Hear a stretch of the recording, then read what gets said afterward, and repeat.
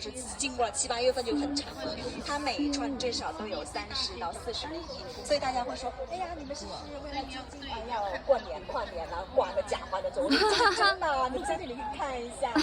这是真花，模仿的很到位，就是那个尖嘴上会有2个小点点，感觉就是那个小鸟的那种鼻子一样，鼻孔，对，看一下是有2个点啊，对。它会有蜜它会吸引来一种